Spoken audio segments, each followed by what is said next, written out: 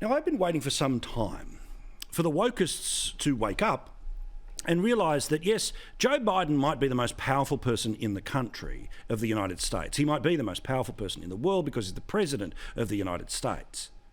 And despite the fact that he likes to present himself today as a great warrior for racial equality, his history is something worth talking about here.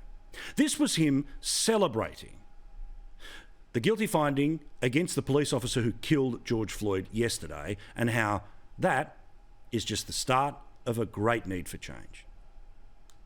It was a murder in the full light of day, and it ripped the blinders off for the whole world to see. The systemic racism the Vice President just referred to. The systemic racism is a stain on our nation's soul. The knee on the neck of justice for Black Americans. Profound fear and trauma. The pain, the exhaustion that Black and brown Americans experience every single day. And he went on to talk about that systemic racism is a stain on the United States. Now, of course, does the United States have a deeply imperfect past? You bet. Is there disproportionate numbers of people being arrested or poor? Absolutely. But the fact that Joe Biden is its saviour, that he is the sunlight that's going to change it all? Where's the karma for this guy? This is the guy who introduced a bill in the 1990s, the crime bill, that helped lead to hundreds of thousands of African American men going to jail, ruin families, suburbs and all the rest of it. Go back a little while before that, he spoke at a funeral for the former boss of the Ku Klux Klan, who ended up becoming a lifelong dribbling Democrat senator, Senator Byrd.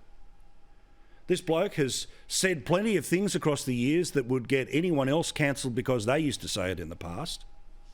So it was about time that somebody kind of belled the cat that, hang on, this guy who's pretending to fix all the problems, he kind of caused quite a few of the problems.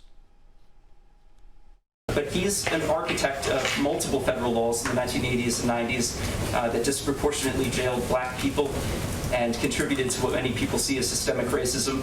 The activist Cornel West said that Biden was, quote, one of the core architects of mass incarceration, and that, quote, I think Biden is going to have to take responsibility and acknowledge the contribution he made to mass incarceration. To what extent does President Biden acknowledge his own role in systemic racism, and how does that inform his current policy positions? Let's watch this get battered away by his spokeswoman. I would say that one of the president's core objectives is addressing racial injustice in this country, not just through his rhetoric, but through his actions. And what anyone should look to is his advocacy for passing the George Floyd Justice and Policing Act, for nominating leaders to the Department of Justice to address long, outdated policies, and to ask his leadership team here in the White House to prioritize these issues in his presidency, which is current and today and not from 30 years ago. Does he believe it's important to accept his own culpability? I think I've answered your question. No, you haven't, Dale. See, here's the thing. The point is, all of those people have been political roadkill for a politician who thought that there was advances to be made by befriending a lion of the Senate in Byrd. Then there was the thousands of people who would go to jail because it was time to get tough on crime. And now, as a way to solidify his position as best president since definitely not the Orange Man, there are all of these other systemic changes he will make to the United States forever, not because he believes in any of these things, but because he can do them for the optics, because the people who represent him in that press room and other stenographers and repeaters on things like the Biden Booster Network, they will just whitewash his history, or blackwash, dare I say, in this particular occasion. But a helpful reminder to those who believe that the mobs who have gathered for the past year in the United States will be satisfied by anything that any old white person can do, or woke young person on Twitter. This is what happened on the streets of New York yesterday. We don't want you here. We don't want you here. We don't want you here. We don't want you here. We don't want your money. We don't want your money. We don't want your taquerias. Owned by white men. tip 30%.